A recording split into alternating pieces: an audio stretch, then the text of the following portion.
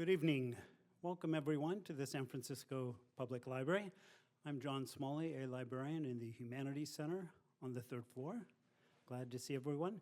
While I'm waiting for just a couple more people to arrive, I want to take a moment to acknowledge our community and to tell you about a few poetry programs coming up in the near future. On behalf of the Public Library, we wish to welcome you to the unceded ancestral homeland of the Ramaytush Ohlone, who are the original inhabitants of the San Francisco Peninsula. As the indigenous stewards of this land, and in accordance with their traditions, the Ramaytush have never ceded, lost, nor forgotten their responsibilities as caretakers of this place.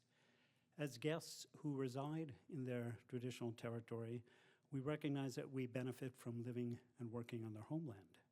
We wish to pay our respects by acknowledging the ancestors, elders, and relatives of the Ramaytush, and by affirming their sovereign rights as First Peoples. If you like poetry, I hope you'll come back next week, Thursday, October 23rd at 6 p.m. We will have the author and translator Nilüfer Talebi in conversation with the poet Matthew Zapruder. We'll be talking about and reading excerpts from a brand new book, Elegies of the Earth, which is a groundbreaking anthology of poetry by the great modernist Iranian poet Ahmed Shamlou. So this is one of the highlights of the Litquake Festival. That's 6 p.m. next Thursday in this very room, and it's free, like all library programs.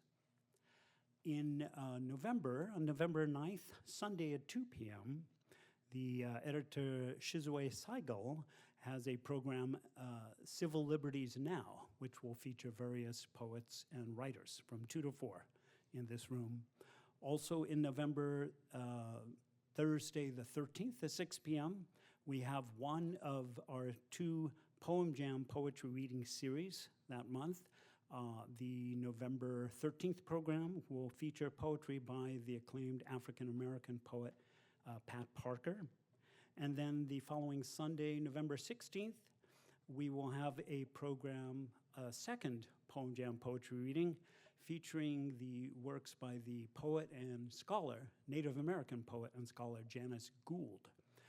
If you have not been to our Poem Jams before, this is the library's monthly poetry reading, usually on the second Thursday of each month in this room at 6 p.m.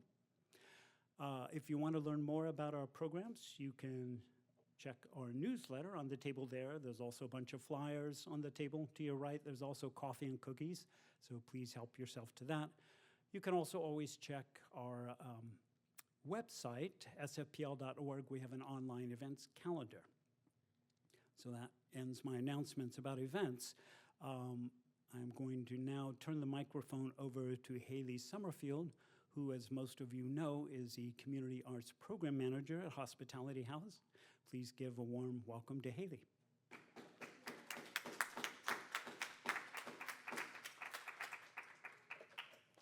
Hello. Thank you, everyone, for being here tonight. You might recognize me.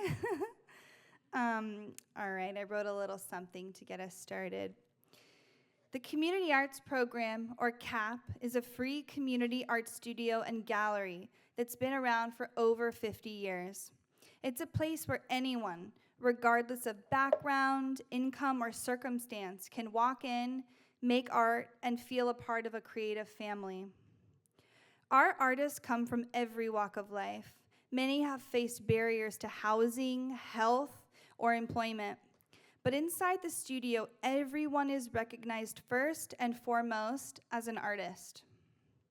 At CAP, we believe that art is a tool for healing, storytelling, and building community.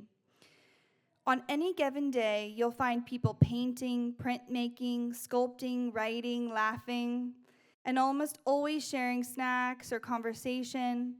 It's a space where creativity and care can live side by side. One of the most meaningful ways that spirit has come to life is through our writing workshop, which has been running since 2002 under the guidance and facilitation of Benjamin Wachs, CAP's writer in residence. The workshops give artists a space to explore their stories, the humor, the hardship, the resilience, and the beauty in everyday life.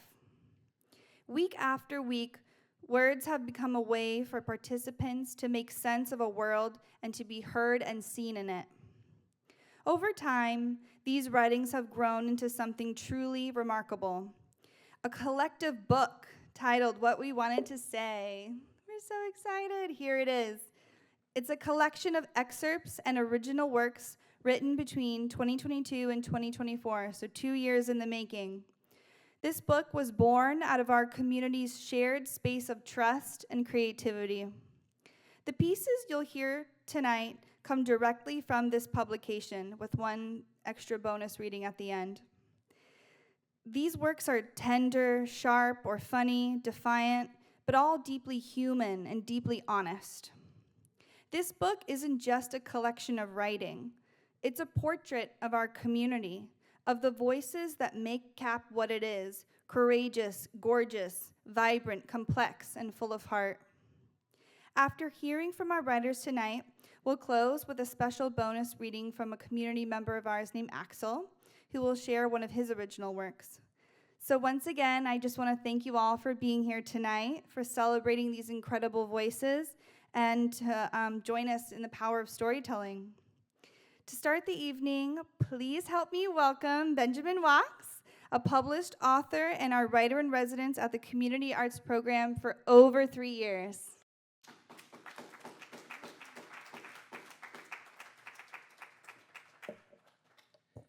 Thank you, Haley. Thank you, everyone. I think Haley probably said it better than I will, so I feel this is a little redundant. But all the same, I am profoundly grateful to be here, as I have been profoundly grateful to be able to access and work with this community, to be part of this community, and everything that has come from that. It has been an extraordinary, extraordinary experience and privilege, and I'm deeply grateful. Thank you so much. I'm going to read the introduction to the book, the foreword from What We Wanted to Say, and I am going to read it directly and try to be put into the microphone, speak into the microphone as well, so this will be a little ungainly. My apologies for that. Is the audio for this actually coming through the microphone? Yeah, okay, then this matters. All right, good.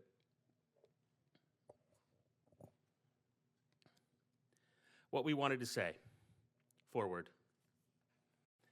3 years ago, I had the honor of being approached by the Community Arts Program, CAP, to create a writing workshop.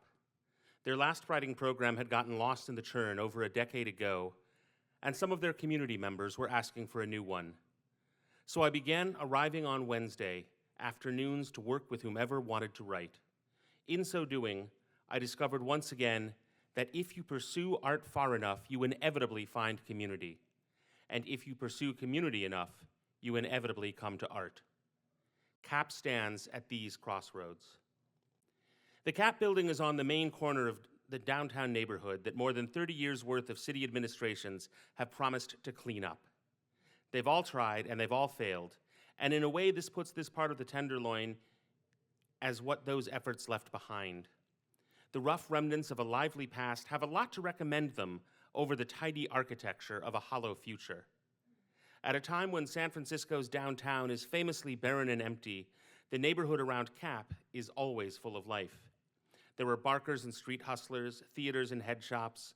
On one side of the street is a minuscule cafe with murals on the walls that remind me of places I used to drink coffee in Prague.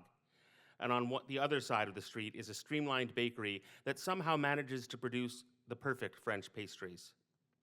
What the city's march into the future has left behind, what it tries to forget about, is spirited and full of delights and secrets.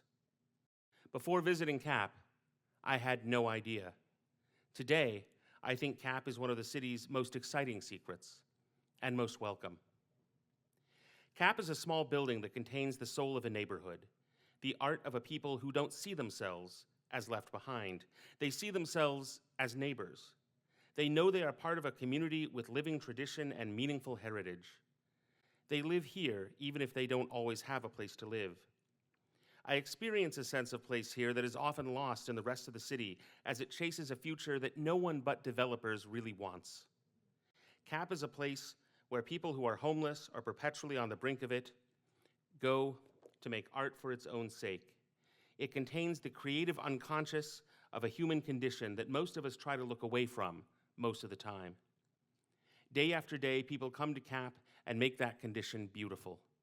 Paintings, drawings, sculptures, textiles, galleries worth of art made to express something that cannot be taken for granted. Sometimes the artists are neighborhood fixtures, people that everybody knows. Sometimes they are transients who come, create something, and vanish, leaving their art behind. Proof that they existed, part of the neighborhood's living tradition. People too often think that when someone is homeless, art and self-expression naturally become less important. After 3 years of volunteering at CAP, I've learned the opposite, that when you're homeless and struggling, art and self-expression become much more important. There are things that people who in a conventional sense have nothing will still sacrifice for. The format we adopted and still use is simple. I offer up a prompt of some kind, a word or a phrase, an image or an idea, along with an amount of time, usually between 5 and 10 minutes. We all write about whatever the prompt inspires in us for that time. There is no such thing as off-topic. People can respond to the prompt however they want. Nor is there a limit on the kind of writing they can do. If they want to write a poem, they write a poem. If they want to write about their life, they write about their life. If they want to write a position paper or a manifesto, they are welcome to. If they want to write a short story, go for it. There are no restrictions. Once the time is done, I gently bring us out of the writing time and back to the group. Once we're back together, anyone who wants to share their writing can by reading it aloud. No one ever has to share, but everyone gets to if they want. Some participants always want to share their writing. Having a voice is part of why they come. Some participants never do. They've put something down on paper that they intend to hold to their chests. If someone shares their writing, they are offering us a gift, and we treat it as such. We don't critique it, we don't correct it, we don't say, here's how it could be better, or here's what I could have done. We express appreciation and gratitude, we say what feelings and thoughts it brings up in us, and what about it stands out. Then we give thanks and move on to the next person who wants to share. Once everyone who wants to share has done so, I offer up another prompt and another amount of time, and we repeat the process for about 90 minutes. The focus is on writing together and expressing what wants to come up, not on critique or polished perfection. Every session is different. Some feel like a rally, some feel like an arts collective, some feel like group therapy. Some have been trying to cope with a participant's mental illness or the deep emotions that writing can bring up. Mostly these workshops are the best part of my week. The book you are reading was originally intended to be representative of the kind of writing that has happened at CAP over the last few years. This book is many things, but it isn't that. It can't be. So much writing and so many writers have disappeared since the workshop began. People who were regular attendees for months or even years abruptly stopped coming and stopped responding to messages. We don't know what happened to them, we can't reach them. And if a CAP staff member occasionally sees them out in the neighborhood, they are not responsive.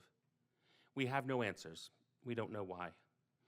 Except, of course, that when you work with a highly at-risk population, you lose people. To me, as the person who has attended every workshop, it is impossible to imagine a summation of the writing we've done without thinking of their work. Some deeply pained personal reflections on family and addiction, some detailed and poignant meditations on tribe and belonging, some extraordinarily beautiful writing that just took my breath away every time they read it. Even if we had copies of their work, we couldn't use it because we don't have their permission to share it, and we can't find them to get it. And so, tragically, we cannot represent them. But they were a part of it. Their voices were heard. They helped make those moments extraordinary and make us what we are as a community. Writers who are not included because I no longer see them continue to inspire me. I wish you could meet them. But even if this book is not representative, all of the writing in these pages happened here. It was a part of this process. It is stunningly diverse.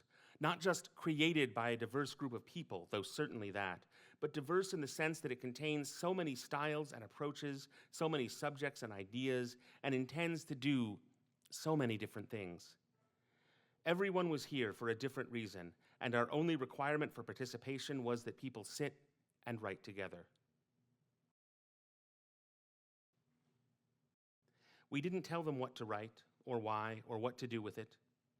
There are 24 writers with work in this collection, and no two of them had the same mission or intentions with their writing. Some consider themselves writers and makers of art with the written word. Others were there to process significant events in their lives. Some were writing spiritual or political manifestos. Sometimes people just came in to have a place to be and discovered in the process that there was something they wanted to say. And I am confident that there is no art school or graduate school, no MFA or PhD program anywhere in the world with a broader range of perspectives. I will never forget a moment when we had just finished sharing our work and two participants sitting at the table on opposite sides of the same corner began to have a quick conversation. One was a Romanian immigrant who had dropped out of graduate school before somehow ending up in the Tenderloin. A published author, he dedicates himself to being an avant-garde poet and thinker. The other is a celebrated muralist, a black man who has lived in the Tenderloin his whole life and never left except for a brief stint in Oakland and a brief stint in jail for manslaughter. They had both used wolves as imagery in their writing, and they turned to each other and asked, "Hey, what do wolves mean where you come from?" and had a discussion on their cross-cultural symbolic importance. We all listened, rapt and fascinated, then went back to writing together. And then something completely different happened. Those are the kinds of moments we create. What you are reading now is a gift that they are offering us all, and the beginning of our own tradition, which you can be part of. Thank you. Thank you, Cap. Thank you to the writers. Enjoy the reading.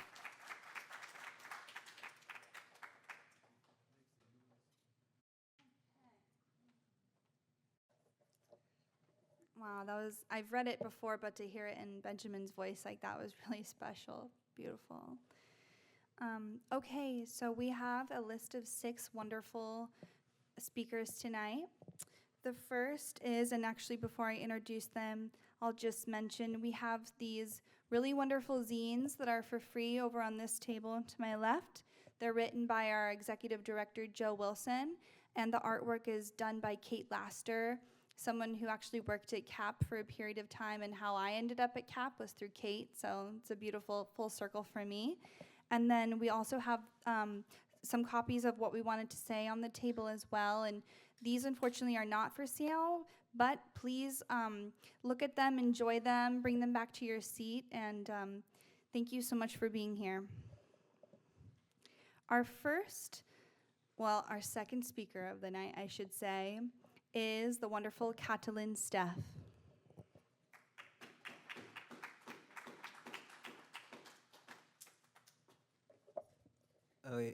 Hi everyone. So I'm the Romanian immigrant from the intro. Only one mention I should say, which I didn't get to speak with Benjamin, maybe in a different edition, if there's going to be a different edition of this book. Actually did not drop out of graduate school. I got expelled, so, make whatever you want to make out of that. But the rest is fine, I did end up in the Tenderloin and all the other stuff. So, okay, I got a couple of things. So just real quick, a little bit of self-advertisement, in case any of you is interested. I got a book of Romanian short poems that I translated. I got some copies with me, which are for sale for $10 if anyone is interested. Just see me at the end of this event and, you'll be able to get one. And then I'm going to start reading some of the things that I've been writing. I hope you guys will enjoy it. I picked like 3, I don't know if I'd call them poems. They're not necessarily poems, but there are some verses in there and some stuff. So let's see.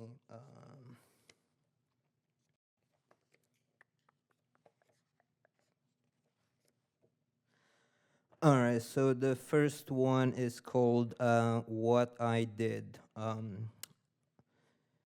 And it goes art, art, art, friendship's language, identity, art. I faked I knew what I was doing. I didn't want to do it. Why did I fake I knew what I was doing? Why did I do it? I didn't know it was a way to cover that bruise she left on me, that scar she left on me. So I faked I knew what I was doing.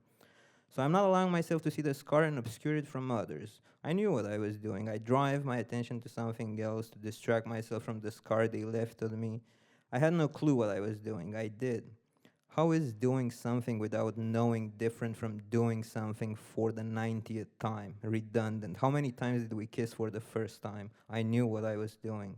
I won't tell you how many times I fled for the first time. I knew what I was doing.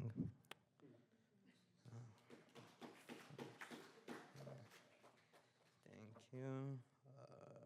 Let's see. I circled this before I knew how much time I have, so I'm probably gonna run short. Yeah, I'm not gonna use all my time, but second one is untitled. Let's see.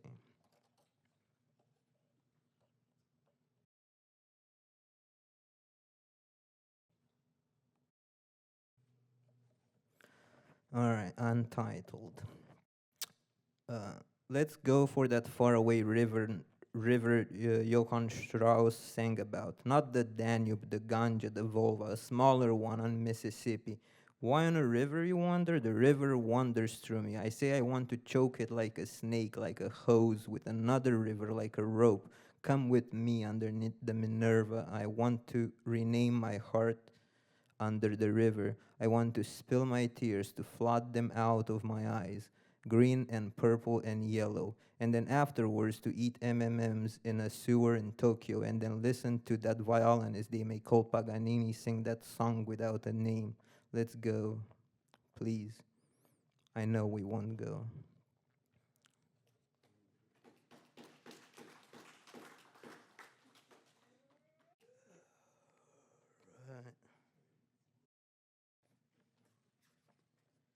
They sound like poems, but I don't know what they are.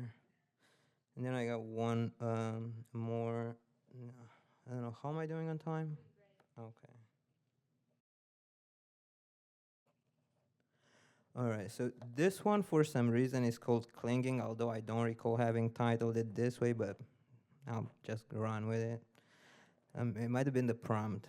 Okay. So thread, a yarn, a language of a memory, confession, a mask of a fool, ideas, memories, doomed to this loop of the imagination, past, future, present. Here conceptualize, here reconceptualize. Did that girl today sing a pretty song? We danced on it. Does it matter if it was pretty? And then we discussed the philosophy of beauty via Christina Aguilera and Chopin. Neither of us know how to spell. Take the pan flute inside of the kitchen and circle about with an accordion. Neither of us holds track of time, of words, of concepts, of musical notes. Somebody throws a rock and breaks the window. The sirens, the cops, the firefighters. We on the floor staring at the ceiling naked, holding onto that pan flute and accordion. All right, that's about it. Thank you.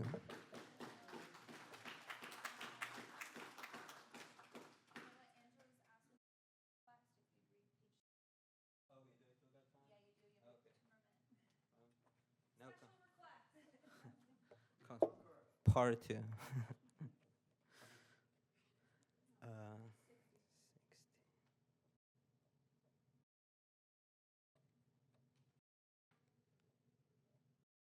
All right. So this one is called What I'm Learning. When my eyes closed and you punch me with those lips and smell of lavender of yours. I'm learning that sight has no meaning. The church isn't far. We ain't even married. Sounds of a sudden in my mind. Why are you kissing me? And I push her aside. Not aside, but you know, a bit away from me. A few days ago, I was watching the 4th of July fireworks on my own, and now I tell to myself. Do you know that joke with the two schizos inside the bar? No, me neither. Okay, there's the door. There's the window. Pick the first quick. My mother will be here in a minute.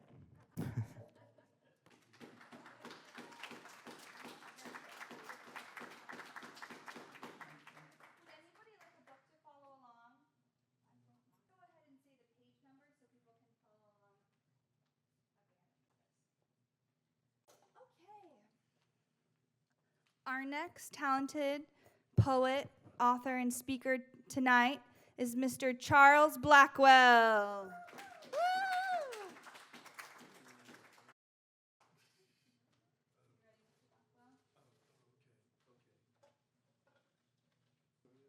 Special shout out to my dad who's here tonight. Is Kim Shuck? Did she come? I'm not sure. Here's the You don't know? microphone. Oh, okay. Is Kim Shuck here? Guess not. Huh?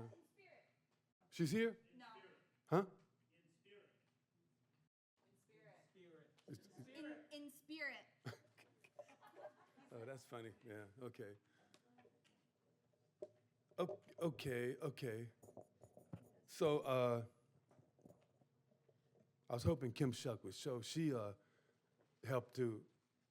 I was talking to her. She said, "Hey, you guys to do this thing at the library. I'm connected with the library." I said, "Okay." So, got Kim Shuck hooked up with Haley Summerfield, and so I spoke to her today. This morning, she said she did a teaching thing at a reservation, and it's kind of sad because if I can use the expression, this pig cut the money, cut the funding for education and health already at these reservations, you know. But she was trying to, you know, kind of like give these young people a note of hope anyway. So anyway, who knows? Maybe she might drop in the last minute. So I just wanted to mention, you know, Kim Shuck. Anyway, oh yeah. So I'm not reading anything from the book. I'm not being belligerent or nothing. It's just and I'm not Cool Hand Luke, but anyway, just Haley said I could read what I wanted to read, and I was too lazy to try to memorize the piece. So this is called In the Tenderloin. Blacktop, plastic bags, cyclone fences, someone asleep.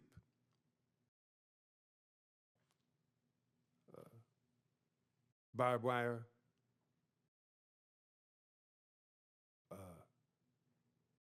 parking garage, a tent, a dumpster, skinny sidewalks, cityscapes for thee. Filth atop decayed lives, overshadowing hope. Trash in between broken hearts. Can any good thing come out of Nazareth? Can any good thing come out of this? Then and when God moves, the reach goes beyond all deprivation.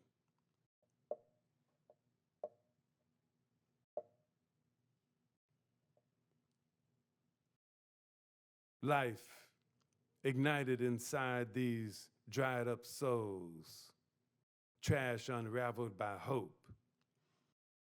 Now let these jewels come to life, as in rise, shine, and glow, as in rise, glow, and shine.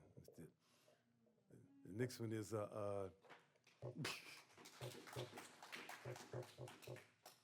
so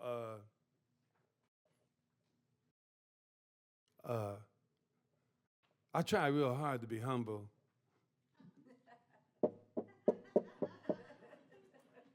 Little Saturday night comedy. It's sometimes it's not easy, you know. But you know, in the end, you know, you realize, okay, it's gonna just kind of let it go and see what happens. I met Randy Weston, the jazz piano player, one time.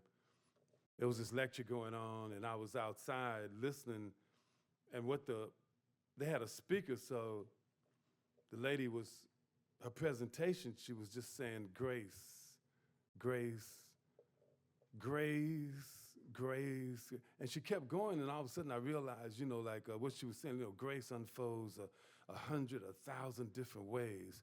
For instance, when I was in an art class, I was 20/20 eyesight, and we were back at the college. There was this train yard where they repairs and all this other stuff with trains, and I had walked almost in between, about to put my hand up and grab on a rail, and all of a sudden, with no notice, the train took off.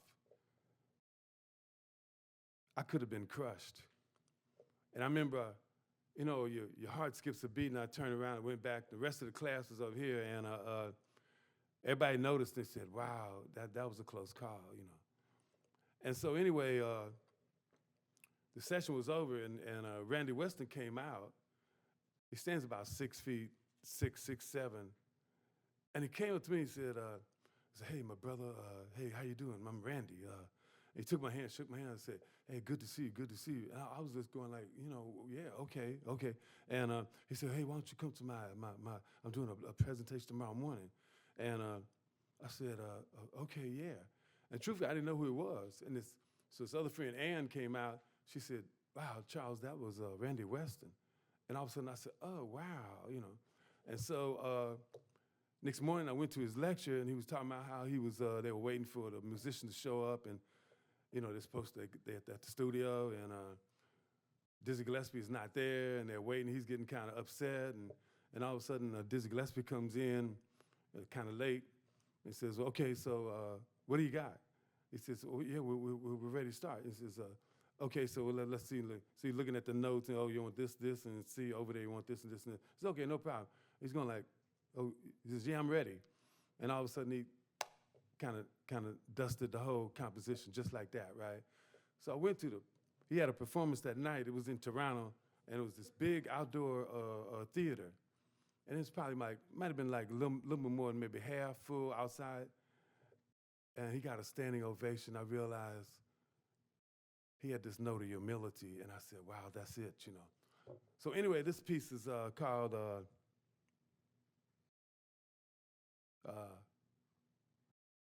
Once Again,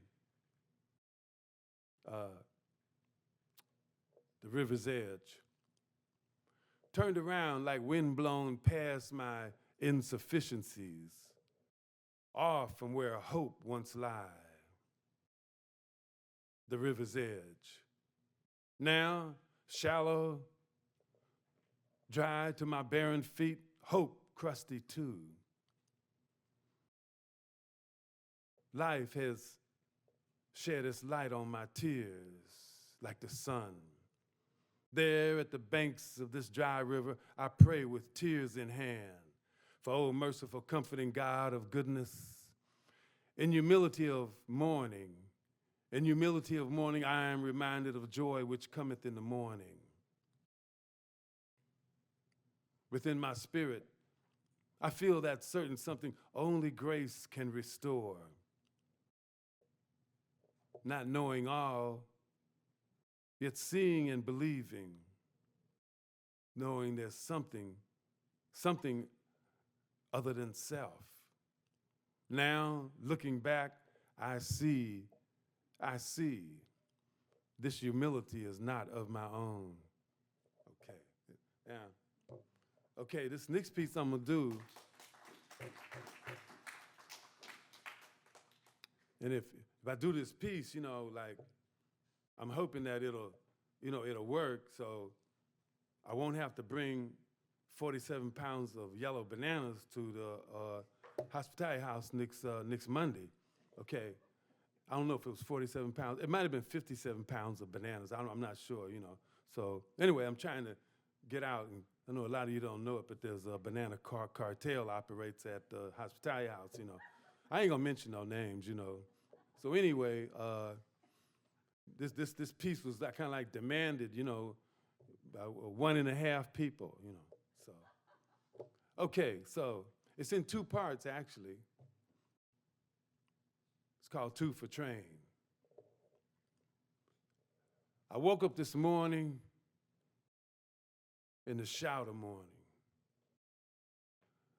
I put on Coltrane to wake up the opposing forces. He's been dead quite some time. I know. I was a youth back then. He was saying something all the time he was here. He was in the forefront. Zoot Sims, he died over the weekend. They played his music all day long on the radio. He too was saying something all the time he was here. I woke up this morning in the shouter morning, got out of bed and decided to live. In a hurry, in a hoax, in a moment of time, in a twinkling, in a flash of light, like a ray of hope, like a shot in the dark, like a blinking, like a blink, like a bullet flying, like a train moving, like a train move, train, keep moving, train, keep moving, like a crack of thunder, like a bolt of lightning, like an old man in the alleyway cussing, like a baby thrown out of a 5-story window, like a police siren screaming in your ear, like a little girl yelling for help, like a train moving. See, train, keep moving, like a strike of lightning, like a bullet flying, like the pressure of the neighbor screaming, like a train moving. See, train run. Train, keep moving, onward, train faster, pass, W.C. Handy, Louis Armstrong, Roy Eldridge, Zeus Sims's grave, W.C. Handy's grave, Duke Ellington's grave, onward, train, pass, run, onward, train, pass dead and dying to ourselves, run, faster, keep moving, pass, the Negro bourgeoisie, the petty bourgeoisie, the owners of the means of production, the proletariat, the bourgeoisie, and all the things that we stand to be impressed about and oppressed about and depressed about. Run, faster, train, keep moving, faster, pass, born-again junkies, useless nuns, self-righteous dope addicts, and mayors in search of fortune and greed, politicians with pockets empty. Run, faster, train, keep moving, pass plight, pass sorrow, pass tomorrow, pass this place that's known as death. Run, faster, train, keep moving, pass this place that sits on a note of ignorance, past this place that embraces ignorance, past this place that's a country in search of more ignorance, past this place with a sign that says, welcome to America, and it's all based on run, ignorance, flee, train, run past the ignorance, run past the greed, run, train, faster, pass this place that sits in a note searching for mercy, past this place that sits all dried up. Run, faster, train, keep moving, pass sorrow, pass plight, pass tomorrow, run, in defiance of all. That's all the poetry I know. Yay, thank you, Charles. Well, that was special. All right, you guys. Our next speaker is a wonderful painter and writer and poet, Monteque Pope-Le Beau. Please give him a round of applause.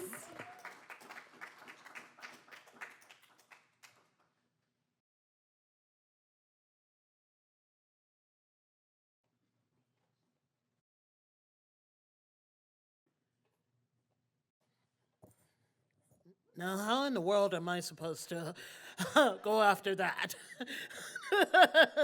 What am I supposed to do?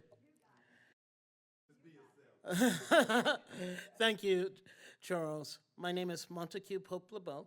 I am, as Haley said, I'm a painter, I'm an artist, I'm an abstract artist, and poet, storyteller, Californian.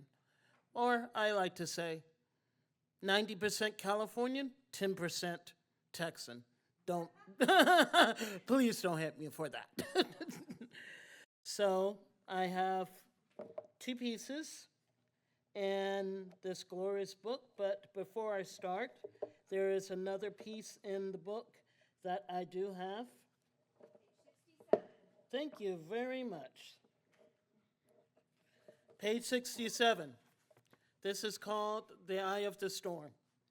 And it was depicting the troubles and the travel that people go through, and how in our lives, what we go through seems like the storm. But the storm never lasts too long. If we persevere, we can make it through. So, I guess it's time for me to get down to it. All my procrastinating is over. I am not really used to speaking in public, so please bear with me. Page number 27. The monsters in my head. You said I was a gift, but how can that be when I feel this way? Light fades from me in the face of a new dawn. It seems like I have been running all my life without direction or path to look to. Is it me? Is this my life? To run, leaving all I know behind. It is too much for me to bear the weight of this madness. This sickness is crushing my soul, so I run like the wind to get away from the darkness that dwells within me, spinning me like a dervish in search of enlightenment, only to fall deep into the darkness. The pain grows like a weed that refuses to die, so I must run to be free from it all, to be free from myself. I hear the monsters growing and festering like the whistle of a fast-moving train. I know they are coming. I keep asking myself if I can find a place to hide, a place that will protect me. In the echoes of my mind, I hear faintly that they always find me. Every time I start over, thinking I have escaped from them. They are always there wherever I go, tearing me apart till there is nothing left. I see them as they come near, knives for hands, fangs for teeth. Their blood-colored eyes see right through me. I am nothing more than a speck of dust to them. I'm nothing. I know I'm nothing. This was not my choice, not my will, not by my hand that drips with death, but it was I that put an end to the ghostly torment, leaving soulless bodies in my wake. Free from all that ever was, even if I am condemned. I have finally given in to the dark voices in my head, and now I am free.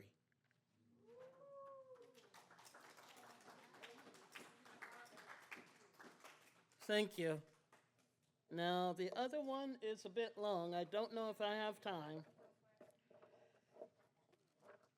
But before I start, I tried to make this a little quick.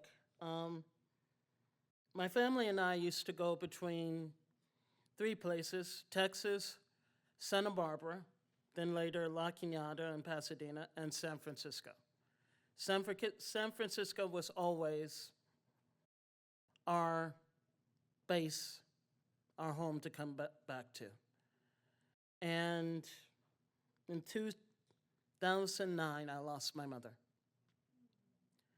Also, San Francisco started to go through a very bad downturn, then an upturn, then a downturn,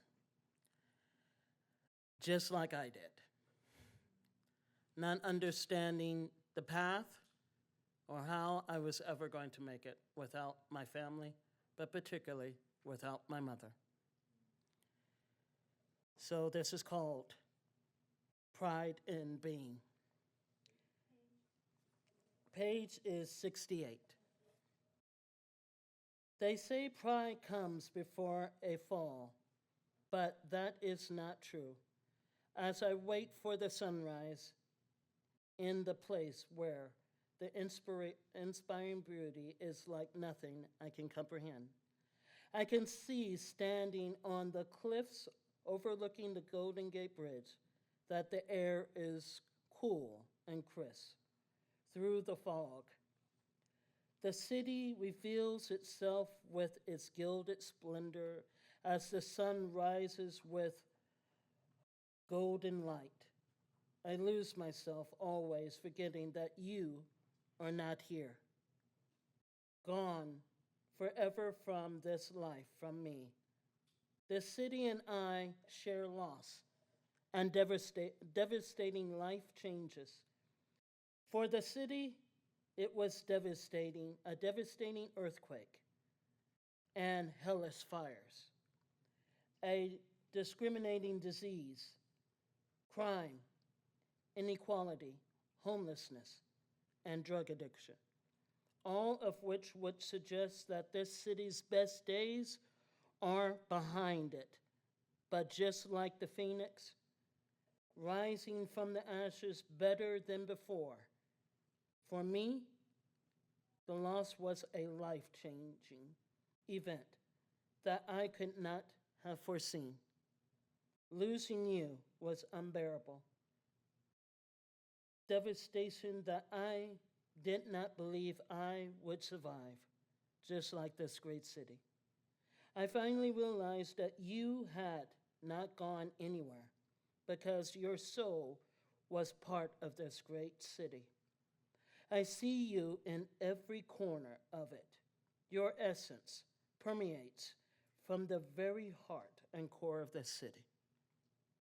Ebbing and flowing like the sea, you could see where no one could see. And I was the one, blind to all around me.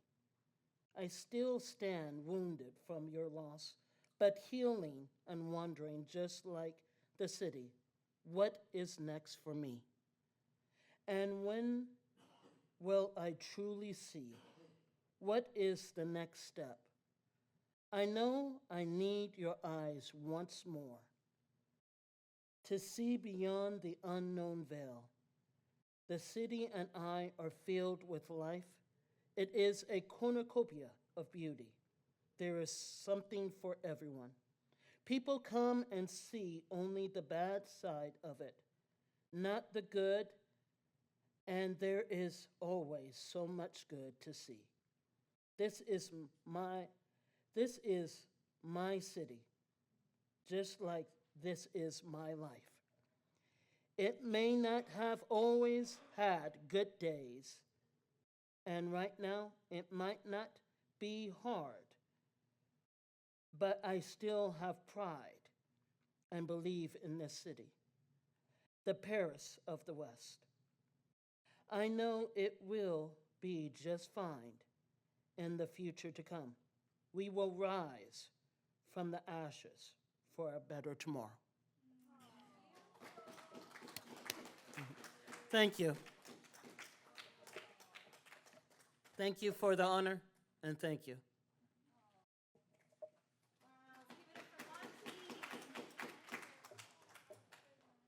Wow, you seem like a seasoned public speaker to me, Monty. That was lovely. Okay. Do we have Axel in the building here tonight? Just, no? Okay. Yes, something from the book. Excellent. It's not? Oh, yes. Yes. Yes. Because we just have one person who's absent, I'm going to let Jo Smith share one of her beautiful paintings that's in the book, and she's going to tell us a little bit about it. And I think that's where we'll end it. And then if we have any time left, if there's any questions, we'll be happy to answer. Thank you.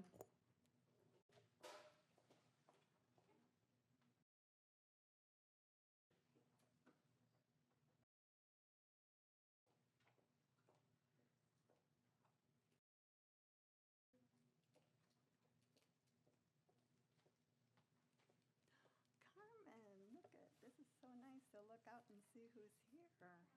Oh. So my painting is on page 90, and it is called Flourish. I walk through the doors of Hospitality House. I'm going to cry. In, I think it was 2010, and I was unhoused at the time and living in a shelter. And I was so nervous walking into Hospitality House because I just saw all these skilled artists and just fabulous humans. And I think it took me about 5 attempts before I finally stayed. And I would creep in and leave. So this painting sort of reflects what Hospitality House CAP program brought out in me. I was able to flourish and continue to flourish. So, page 90. I think that sold at the very first art show for about $25. That was so great. So I'm dedicating this poem to Monteque. Mm-hmm.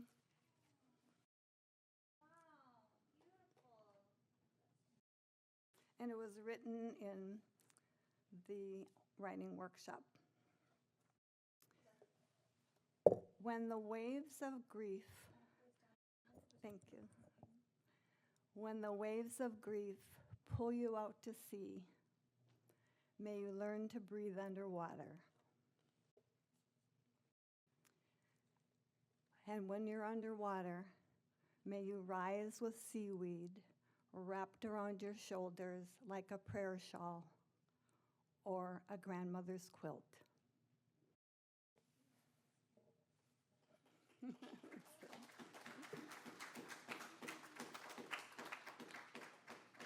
Thank you, Joe. Yeah, I could. I love that quilt imagery because, you know, we used kind of a quilt-like tile pattern for the cover of this book. And the cover of this book actually came from a ceramics workshop that we did. And each tile represents a different artist. Charles Blackwell is on there, and a few other artists, Ken Leland. And so we thought it would be a perfect way to kind of show the constellation of artists that have participated in this project. And I just want to open it up. I was going to read a little something, but I'd actually rather give the audience the floor. If you guys have any questions, can I invite the artists who spoke tonight to come up here for a moment? Not a requirement, but if you like.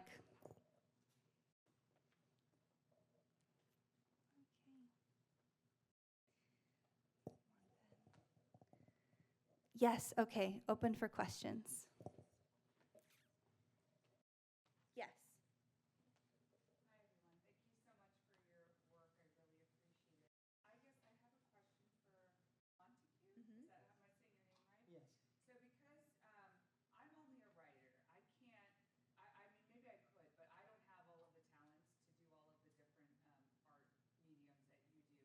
So I'm wondering how you feel your painting and your other art that you participate in, I guess, or you create, relates to the written word. Well, I come from an artistic family. My mother and my grandfather were both fantastic storytellers.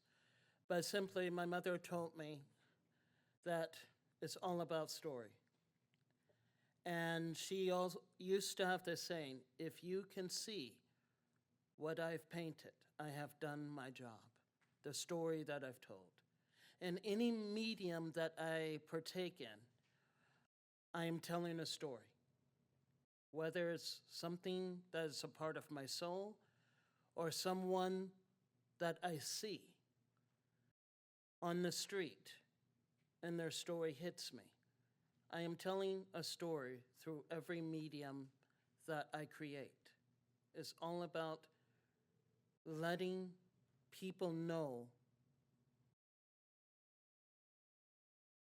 and also shining a light on the unknown. I'm a storyteller. I'm an artist first, but I'm a storyteller second. Thank you. Absolutely.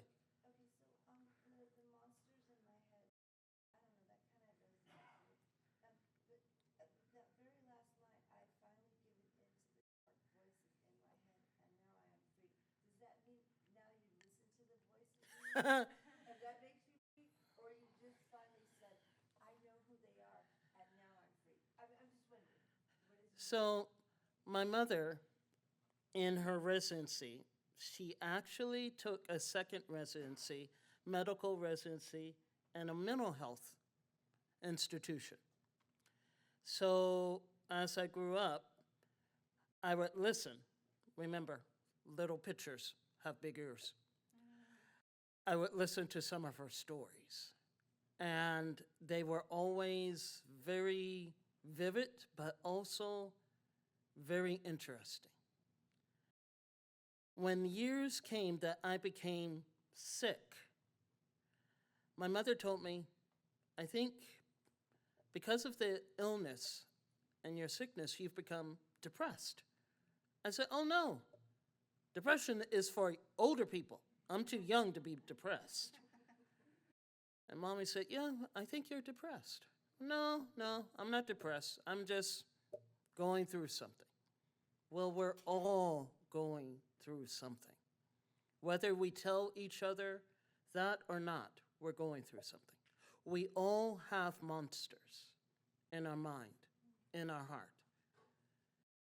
This person, their monsters were so bad that it took them taking other lives to free themselves from the monsters.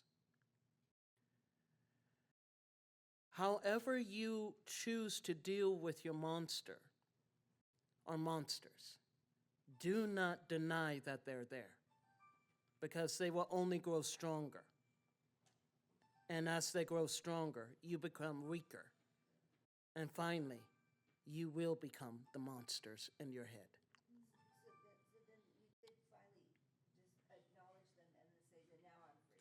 Exactly. Was there a question over here? No? Yes, go for it.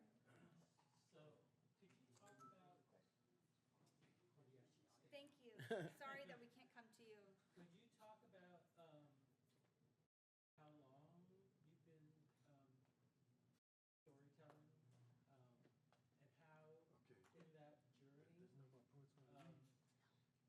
there been any surprises that came up in that process?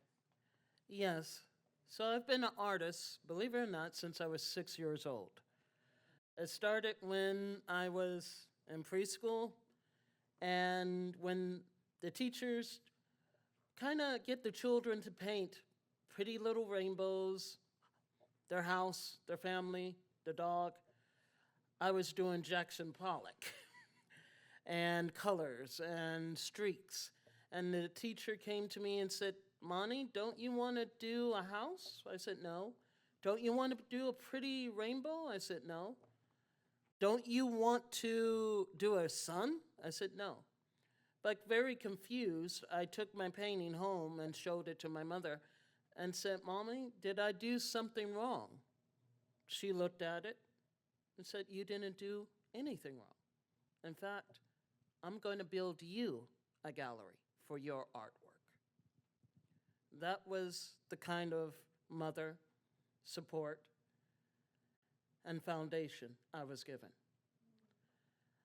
I continued on my journey as an artist.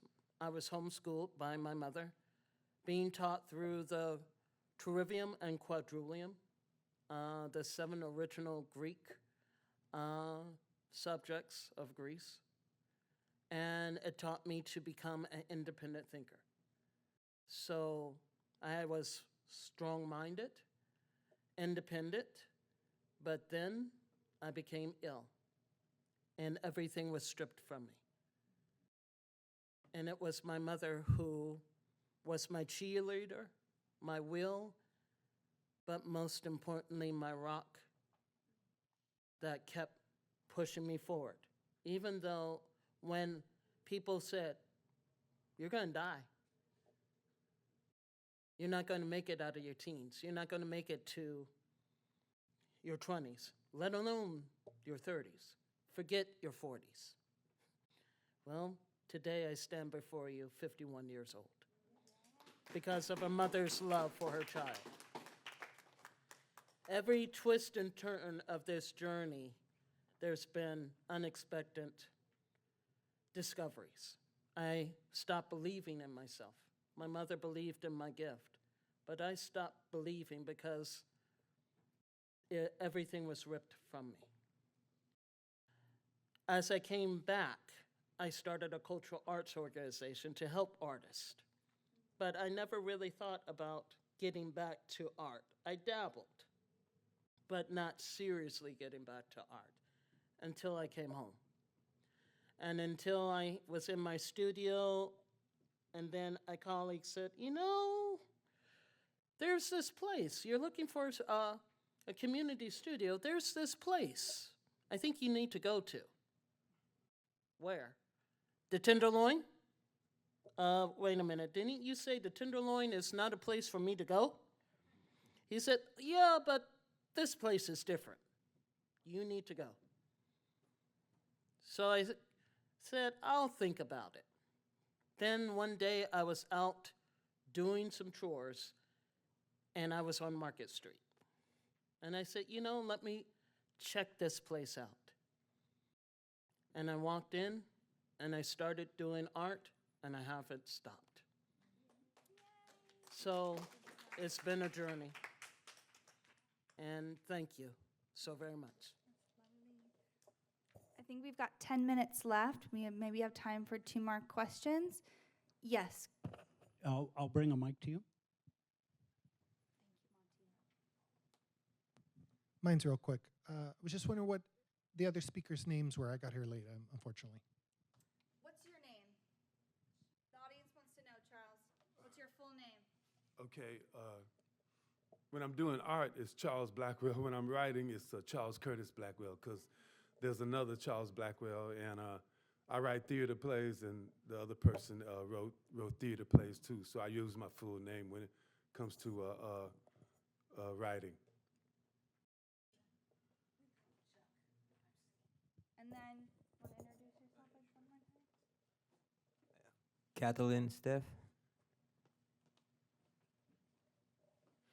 Benjamin Wachs. Okay. Do we have any other questions out there? I think we have time for one more. Yes, please. Here comes the mic. The poet you translated from Romanian. Could you tell me a little bit about them, or where they were from, or? Yeah. So those are poems, pretty contemporary. The book was published in Romania in like 2018. I translated them. They're written by a woman, a Romanian-German woman, actually.